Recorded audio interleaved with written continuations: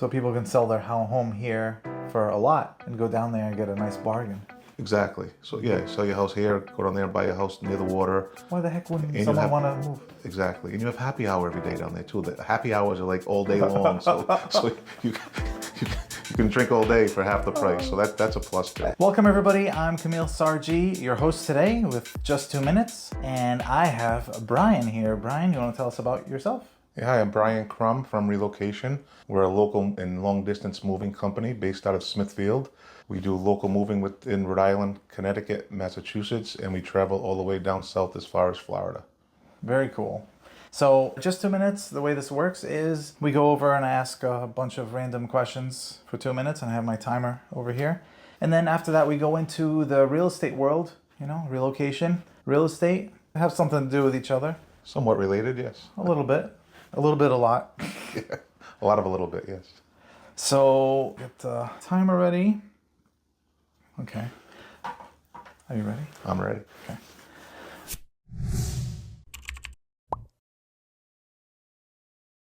All right, and go. So, Brian, what do you think of snakes?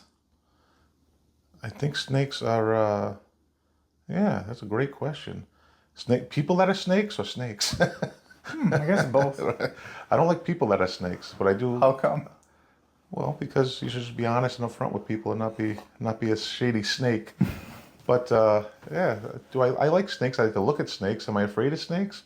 I don't know. I guess if you put me in a ring with a python, I might be afraid. But no, I like snakes. Cool. Have you ever handcuffed someone? I have. All right, we'll get into that a little later. Unless you want to say real quick. Are you looking to get handcuffed today?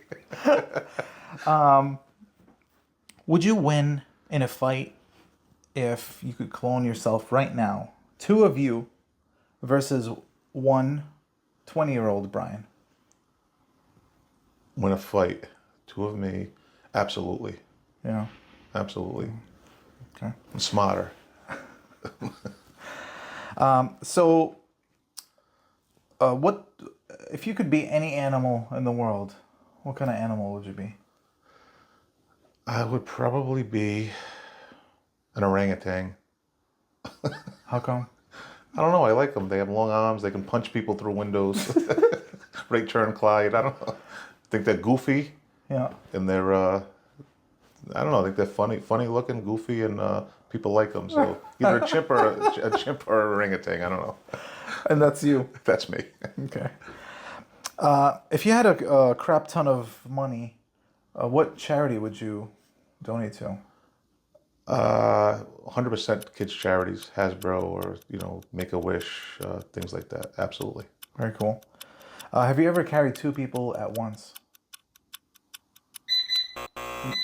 More than 2. Damn. What?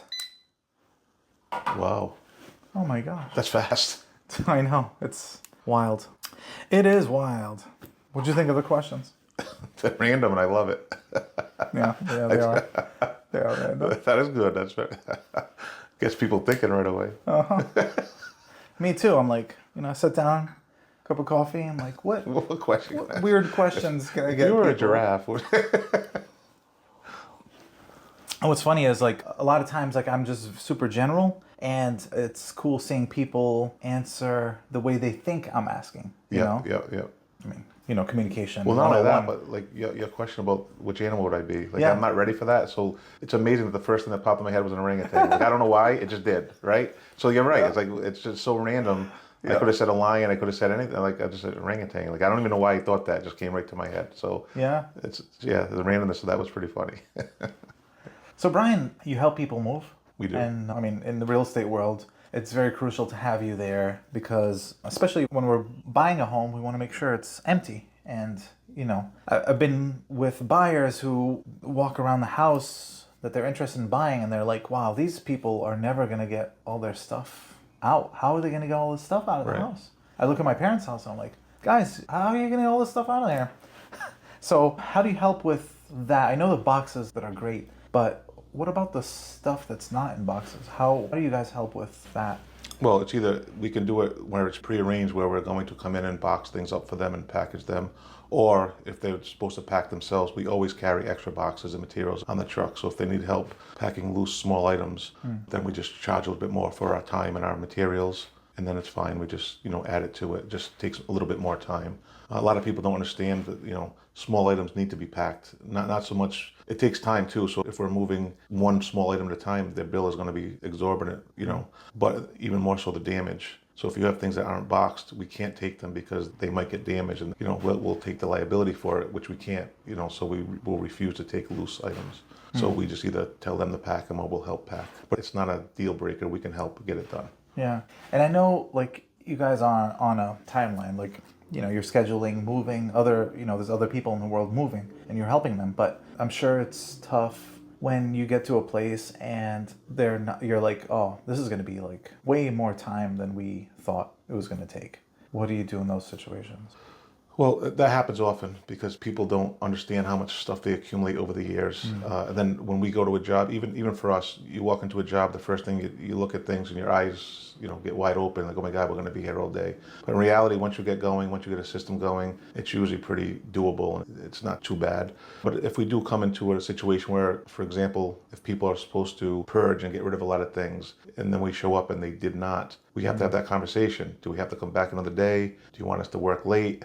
We can work with the client and be flexible so everybody's on the same path, the same schedule to make it. But if we have a deadline, we have to call in reinforcement. So like I said, we can come back early the next day and clean it up for them. And there's only so much we can do, but we do the best that, to get them out of there, get the house clean, presentable for the next buyer, which we know that's important. So whatever it takes to do that. So without giving like pricing details, what's your process in going into a home and figuring out, how much is this project going to cost? And plus, like, what tips can you give this client? Well, we do two ways. We have flat rate pricing. When you move out of state from Rhode Island to any other state, you have to do a flat rate. So I have to visit the home. We have to estimate how much weight there is. It goes by weight, weight and mileage is how we price it. So I can go in there and say, to move from Rhode Island to Florida, you have X amount of 5,000 pounds, your price is going to be $5,000. And that's pretty clear cut. As far as local stuff, we do it by the hour. Because you never know, right? There's variables of, we were going to give away our bedroom set. We were going to sell our dining room set. Then we get there the morning of and nobody came through. So they still have those things there. So everything's done by the hour. The more prepared people are, again, boxes packed tightly, boxes labeled, all loose things boxed up. Access to the house is clear and clean, whether it's snow, whether it's, or just things in the way inside the house. The more they are prepared for us, the smoother things go. And it saves them money at the end. So if they don't have or the capacity for like boxing stuff, how do you do that? So typically if we pack the boxes, we'll come the day before. Okay. So we'll come the day before, we'll pack. So if you're, most cases with homes locally, you're doing a double closing on the same day, right? So we'll come the day before, load up the seller's house. That way the next morning when they do their walkthrough, it's already clean and empty. And then at 12, 1 o'clock when the closing is done, the next day we show up at the new house with their belongings and move it right in. And it takes a lot of stress away from people as well. Instead of forcing us the day of to hurry up, get out of the house, hurry up, get done, hurry up, we have to empty the house. That's insane. And then we have to go sit around for 3 hours while they're at the closing. Now they're paying us to sit around and then hurry up, hurry up, hurry up, and they're stressed out.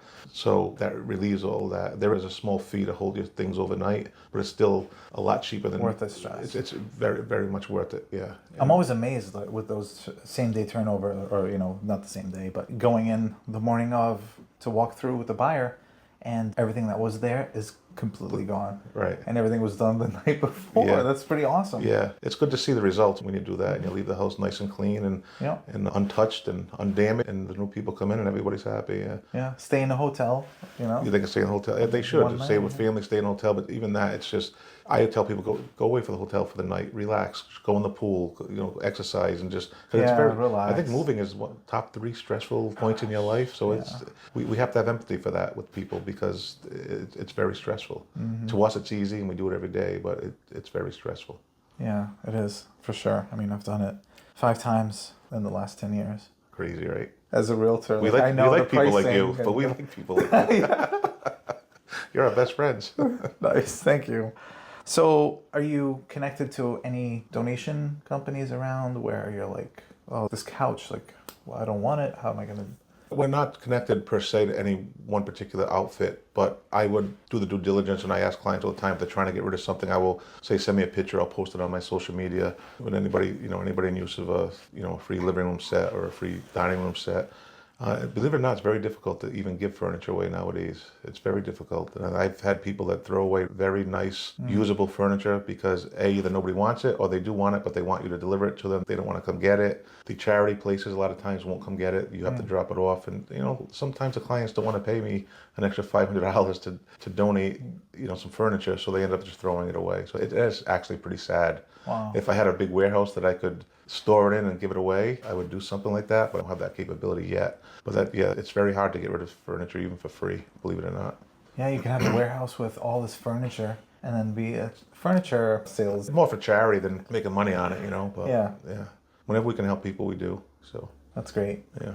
So in that situation, you come in to move and they're like, yeah, sorry, I wanted to get rid of this couch, but I couldn't get rid of it. What happens to that couch? Well, sometimes they'll give it to one of the men on the crew if they need a couch or they need a bed or they need a mattress. They'll ask one of the guys if they'd like it. If not, I make quick phone calls to people. Hey, we have this. Anybody who might want it. And if not, we'll tell the people that we'll take it to the landfill. We take it to a transfer station near the landfill, and we'll just charge them whatever the tipping fees or whatever it costs to dump it. We just bill them for that. So there's always a way to get rid of it. That's great. Yeah. Okay. So yeah, the whole process seems very simple and easy. It is. It's sometimes time consuming, and you have to put different parts in different places. But yeah, it's a system. It's not that difficult. Yeah. So for elderly, they can probably box a bunch of, like a little bit of things, but elderly, there's a lot of history, a lot of like sentimental, valuable things that they don't want to get rid of. And Right. It's like, all right, I'll put that in the box, I'll keep that in the box and move it again, but this new place I'm moving to, there's no storage. And That's a great point. We do that a lot, especially with seniors. It's hard to get, when you're attached to things, it's hard to detach yourself. So they want to take, 10 pounds of stuff and put it in a 5-pound bag. And that's time consuming, which costs money. And sometimes you run into problems with that because people say, hey, why are you charging my grandmother, X amount of dollars? You're like, well, because she had us sitting there going through every box for 10 hours trying to find her little trinket, and she couldn't make up her mind. So we did what we had to do, and it's very hard to tell somebody, hey, excuse me, miss, but, time's really building up here. Your bill's going to be expensive. You really need to make a decision because then now they're overwhelmed and they get upset because they don't want to get, part with things. So it's tough. You have to handle it with care. Yeah. Jeez. Wow. Yeah, sentimental things and emotionally attached things are tough. They are. Tough. I understand it. I just don't have that attachment to things. It has to go. It has to go. Had my time. I liked it. No, it has to go. Yeah, it is what it is. I have like this small box. I compressed everything to like a small box. But then I look at it and I'm like, why? Why have this? Right. Yeah. Well, I think the rule of thumb is when something's in your basement or in the closet for over a year and you don't touch it, it's probably time to get rid of it. Mm-hmm. Especially if you move 5 times in 10 years and you have boxes that you never opened, you probably want to get rid of that box. It's funny, we moved from, it was a big house to another big house, and then now we're in a smaller house. So going from the big to small, we're like, oh my God, where are we going to put this? We pretty much basically took everything that was in the basement that was not touched in boxes from one house To the other basement. put to the other one. Right. I did the same thing. I downsized. So my current home, I have a corner of a basement that's full of things I have not touched in 3 years. Yeah. They're still there, but when I move, that stuff will be gone. Before I move again, that stuff will be gone because there's no need for it. Do you have 2 Christmas trees like I do? Well, I have a Christmas tree and a big Santa. I like my big Santa. That's awesome. Yeah. It goes outside, you put the No, Santa it's inside. There's a big, right next to my kitchen table. I talk to him at night and stuff. What? How big is Santa? Yeah, it's about 5 feet tall. Wow. Yeah, it's a pretty good size Santa. Yeah. You think Santa really is that tall in real life? He has to be. Yeah, he can't be that much taller because he's going to fit down the chimney. Right. Yeah, duh. He can't be more than 5 feet tall. Wow. I think the TV makes him look bigger, but in reality, he's a small guy. That makes a lot of sense. Yeah. And super strong. I know him personally too. Yeah, he's in your kitchen. I just moved him to Florida actually. Did you? Yeah. He's in Florida, and you know who I'm talking about. Oh man, awesome. So sometimes I don't know if you work with an organizer, a home organizer, to come in and like help guide people on what to throw out and what to, or do you guys do that? I don't have anybody exclusively that we work with, unfortunately. That's one of my goals, is to find somebody like that to work with exclusively. But we can do it ourselves, but a lot of times I do defer to an organizer or a homemaker that can come in and label things and, sit with people, have more time to sit with them and organize and box things up. We can do it and we do a great job at it, but I'm not against working with somebody else who might do that for, even though we pack every day. Yeah. If you have someone who's organizing, who's holding someone's hand and, labeling every little thing, then we have no problem working with someone like that. Yeah, they help people. Like, oh, put this in the box, put that in the trash, do that. Right. When you have a neutral third party, yeah, they'll tell you what you need and don't need. Yeah, absolutely. Yeah. You're saying you're helping people move to Florida. Yes. Who the hell's moving from Florida to Rhode Island? Nobody. Why is that? The environment. There's no good employment here. The young kids are leaving. I think people, as we age, I think people are now moving down there in their 50s instead of waiting to the 65. Yeah. A lot of clients are in the early to mid 50s, and they're saying, you know what, why are we here? I think the job market is a little bit better down there. It's more diverse. The weather obviously is better, more consistent. I like it down there too. I'm looking forward to moving down there in the near future, hopefully. It's just you feel better. It's sunny every day. It's quite a different place. Although we love Rhode Island too. When we get to talk about Rhode Island, we love it. Yeah. It's beautiful. It's great. But then you're like, today it's 60, tomorrow it's 90, then it's 20, and my old bones can't take it, much more of it. Yeah, I know. January, February, March. Ugh, those 3 months are not fun. I was watching the news the other day. The weather advertisement came on, and it was like, weather team 10, and they showed a snowstorm with plows. And I cringed. Oh, I don't know how many more of those I can take. I really don't know. Yeah, I don't know. Me neither. It's not. So basically, everybody's moving from Rhode Island to Florida. Yes, yeah. Carolinas are very popular. Georgia is popular, but not as much as the Carolinas. Florida is the most popular. Then the Carolinas equally are as popular, and then Georgia. Tennessee's getting a little more popular, but it's still Florida's the place to be. Yeah, it's crazy because here, like the market here is a seller's market. We can't get enough listings. Right. But in Florida, it's the opposite. I don't think it was, but it's getting there now. Yeah. Last time I was down there, they said it's more of a buyer's market. Prices are coming down. They're staying on the market longer. But you're still paying double what you were paying 10 years ago. But yes, it's coming down a little bit. So people can sell their home here for a lot and go down there and get a nice bargain. Exactly. So sell your house here, go down there and buy a house near the water. Why the heck wouldn't someone want to move? Exactly. And you have happy hour every day down there too. The happy hours are like all day long. so you can drink all day for half the price. So that's a plus too. And they get stuff done there in Florida? Very slowly, but they but they get things done. Yeah, we're working on getting our brokerage license there, so that'll be a great connection. Because you're right. We can partner up. A lot of people, yeah, absolutely. A lot of people are moving Rhode Island to Florida, going there. That's crazy. All right, so the process, you're saying when you come into a house, you price it out and you take them through the whole pricing and the timeline of how everything's going to happen. Yeah, so we try to give the client exactly what they need. So when you work with us, we're not a big national company. I want to say one client at a time, but sometimes it's two depending on how much they have. But we can have a 3-day turnaround. We can load someone up here on Monday, and by Wednesday or Thursday have their belongings in Florida. Where other national companies, 2-3 weeks, it depends. They have to, they have to sub it out, drop it at a hub somewhere potentially.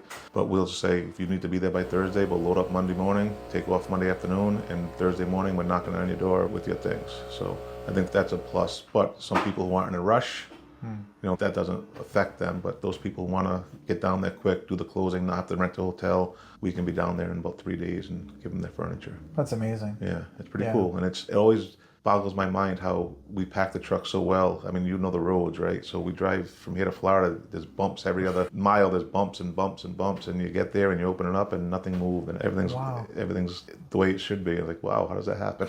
TVs, mirrors. Everything. I just amazes myself because I'll go over a few bumps and I'm like, oh my God, everything's probably destroyed back there, and then you get there and no, it's perfectly fine. So that's awesome. Yeah. So you rent a truck and drop it off over there, or you drive that same truck back? Yeah, we drive the same truck. Yeah. Same truck back? Yeah. The rentals, and this is what a lot of people don't understand about moving nowadays. When you give them a price over to Florida, a lot of people are shocked and they're like, oh my God, what are you, crazy? You're charging me $10,000, let's say. But just to rent a U-Haul one way to Florida is about $4,500. That's just to rent it. Then you have the fuel, the food, the hotels, the insurance for the rental, gas, food, hotel, You have to hire labor to load and unload, and it's insurance for the vehicle, also insurance for your furniture. So if you do it yourself, moving insurance doesn't cover you a lot, to be honest. However, if you do it yourself, there's no coverage. So if you're carrying your TV and you trip and fall, or you break a leg on the couch or something, you own it. And more often than not, you're doing it yourself, or friends are helping you, something's going to happen, whether a chair breaks, whether a wall gets scratched, or I mean, it can happen with anybody. Yeah. But we have pads that protect things. We have wall protection that we use, floor protection that we can use, where most people don't have that. So you slide a chair across your brand new hardwood floor, and now your friends helped you, but they're not going to replace that floor for you. You know, so it's a risk that they take, and it's not really that much cheaper than hiring a mover. You know, So yeah, what I thought was you guys drive the truck there and like fly back on a plane. yeah, no, I wish. Get a big jumbo jet and put the truck right in the plane and fly back, maybe. That would work. Is it more money I mean, gas and everything going back? Yeah, well, it's about, for our trucks, about $1,500 in fuel to go both ways. But there's really no other solution other than having, you know, we get to the point where we have an office in Florida, then you can go back and forth as you need to more efficiently. But yeah, right now it's the most efficient way to do it. Drive down, drive back. Wouldn't it be great, again, asking you if people move from Florida to Rhode Island, which that doesn't happen in real life. That would be cool. You're driving there, dropping off, picking up someone else, and then delivering. Yeah, that's what ideally we'd love to do that, but 99% of the time we don't. So we are getting into, because we have enclosed trailers and trucks, so we can move cars back. So several times I'll go down there with furniture, then I'll take someone's car back, and it's, you know, $1,000-ish, give or take, depending on the season. So you can make a little bit of money by doing that. Cool. Yeah, to fill the truck. I was thinking about maybe investing and buying things down there that you can resell here. A friend of mine said you should buy, in the summer, buy palm trees, bring them up here and sell them for the season to restaurants. And I'm like, you know what, if we can find a way to keep them alive for 2 days in the truck, I might think about that, right? Come on, fresh palm trees for sale. They probably last a few months. Put that in the house though. Keep it warm in there with the sun. I don't know how you get sun in there, but one of those lamps. We have to figure it out. Yeah, I love palm trees. They're awesome. All right, now the next thing I want to talk about, because we're recommending, as realtors, we're recommending a moving company to move people's furniture, move them out, move them in. And that relationship has to be a lot of trust from both, because our reputation for recommending someone is important. Absolutely. So again, you reach out to real estate agents and try to get them to refer you. Right. So how do you get them to trust you and know? Well, I think it starts off with being a real person when you meet somebody and letting them know who you are and trust who you are at the get-go. Give them a good feeling about where you're coming from and how trustworthy you are.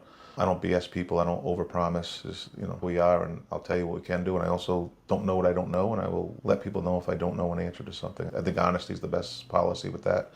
But then you have to perform. I mean, there are, like I said, if you're having a closing and the mover doesn't show up, everybody's in trouble. So nobody gets their commission. Nobody gets paid. That happens in the industry? It does. It does. There are a couple companies out there that are notorious for it, and people are always calling up saying, "Oh, my mover didn't show up." I'm like, "Let me guess," and they're like, "Yeah." So, again, it comes down to anything else. You get what you pay for. A lot of people are like, "Well, you're too expensive. I'm going to go with the generic company," and you might luckily get a good experience with that company on any given day, but. The chances are something's going to happen. So, we try our best to accommodate people at that point. But then, again, if you're a realtor who's calling me at the last minute, it's 8 o'clock on a Friday morning. "Hey, Brian, can you help me out?" I'm like, "Well, why didn't you refer me 2 weeks ago?" Yeah. So, and again, I know they have other things, and I don't. That nobody has an obligation to refer us. But when you come into those situations, this is why you should refer us, because we would have been there and it would have been taken care of, and your headache would have been gone. So I think it's very important to have a good relationship with people. Yeah, that's crazy. I didn't even know that happens. They don't show up. And do they take like a deposit? A lot of people do it. It's probably the right thing to do. I don't. I haven't taken deposits. Again, I believe in trust. If you're going to trust me to come into your home and move your personal items, I'm going to trust that you're going to pay me. And if you don't, I know where you live. So eventually we'll get paid. But I don't take deposits because people get nervous. A lot of times closings change, things change. That's beyond the client's control, and they get all nervous that they're not going to get the deposit back, whatever. And we try to be very flexible, And we ask the clients to be flexible as well. Maybe someday I can't get there till 10 in the morning and not 8. Be flexible with us, and we'll be flexible with you at the same time. Yeah. So it's really tough. I mean, it's super stressful for the person moving. All their stuff getting picked up, moved, has to happen that day, And then for these moving companies to not show up, that adds so much stress. Absolutely. To already added stress to what's going on. So yeah, having a reliable company to go with and reputation. It's good. Absolutely. Yeah. Like the other moving companies, their reputation is they don't show up sometimes. That's their reputation. It's stuck with them. Yep. Look, everybody knows that name. Right. So yeah, that's important. It's good to have a good team. Absolutely. Yeah. So any other things that I missed, or as far as the whole? I love cornhole. You didn't ask me about that. Cornhole? Yeah. Me and my crutch, I'll be. Really? Yeah, yeah. I just played over the weekend and I won 15 games in a row. Jeez. I'm very competitive.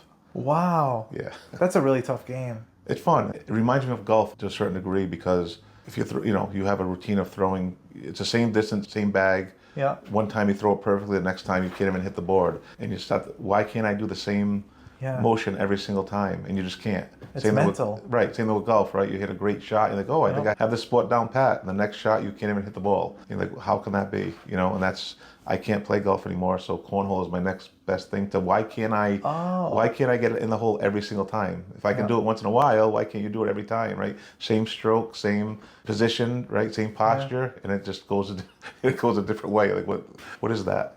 So it's challenging, but it's fun in the same token. Wow. Yeah. That's my go-to is cornhole right now. That's awesome. All right. So if I see you playing cornhole, I won't play against you. Oh no. Well, I don't know if you play with me. You play with me. I don't know if you want me on your team though. Are you not good? I'd have to carry you. I mean, 2 people, remember? I have to carry 2 people. I can do that. So let's talk about the handcuff. So you handcuffed a lot of people? Yeah, my 7-year tenure, I handcuffed quite a bit of people. What was that? Let's go back to your past. What'd you do before? I'm a former police officer. Yeah, Awesome. I was a police officer from 95 to 2001-ish. Yeah, so 6.5, 7 years. Yeah. So you handcuff people? I did. It was fun. Bad, it was naughty fun. People. And I used to get a kick out of some of them that could actually get the handcuffs out from underneath them. Oh shoot! Yeah, but look, I would be amazed. I'd be mad, but then I'd laugh and be like, "How did you do that?" Yeah, a lot of people can do that, believe it or not. Wow, but not the breaking their. Oh, that thumb to get people. No, I've never seen anybody. That's get out some CIA stuff. Oh right yeah, there. yeah. That's People can do that too. The way they dislocate their fingers or something. But they have that. They hide the toothpick in their teeth and they pick nuts. Only in the movies. But yeah, people actually can slide that stuff under and either open the door and run or whatever they do. Wow. And sometimes we would watch them do it. We're like, well, I don't know what they think they're doing because we're standing right here. They can't run, and so we just sit there and watch them taking off their sliding the handcuffs. So we're like, all right, now what are you gonna do? You're still stuck in the car. Wow. Yeah, I bet so many stories. So why'd you get into moving? How'd you get into that? Oh, the moving has been in my family for generations. My grandfather, my father, cousins, have a nephew that does it now. And yeah, it's just the family tradition, doing it. And I grew up doing it. And when I was a kid, it's funny the way people look at work now. When I was a young kid, 16, 17, I'm getting paid to exercise, right? So I was exercising all day, meeting new people. I'm not an office guy, so I was traveling the state. I learned just about everywhere in the state, how to get there. Like again, met new people and got paid to exercise. So I was like, well, what's better than this? So I really liked it. I enjoyed it. So I try to promote that to the kids that work, guys that work for us now. It's like, hey, you can be miserable going to work, or you can go to work and play a little bit of music in the truck and have fun and laugh and get some exercise, And it's different exercise than going to the gym because you're working all different muscles, and you're getting cardiovascular, you're getting a muscle workout, you're basically stretching because you're bending over and doing things, and as long as you use the right techniques, it's a great workout. That's the way I always looked at it. So I had an attorney in here. Okay. And I asked them for the 2 minutes. I said, you pick any job in the world or any business, what would you do? Moving company. Really? I'd help move. Yeah. And I'm like, you know what? That's right. I would do that too because I would be fit to be able to run around. So there you go. That's all how you look at it, right? It's all perspective. An attorney. Well, think about it. We always want what we don't have, right? So I'd like to be an attorney sometime and charge $500 an hour and sit behind a desk and not sweat. But then you want to get up and do something, right? Yeah, it's a lot of stress. Attorney. So Brian, Kamil, thank you very much You're welcome. for stopping by. How do people find you? Find me at Crum Relocation. My phone number is 401-500-2925. We're also on Facebook and Instagram with crumrelo.com is our website, and brian@crumrelo.com is my email. Yes. Awesome. Thanks very much for stopping by. Thanks for having me. I appreciate it. Yeah, so thank you.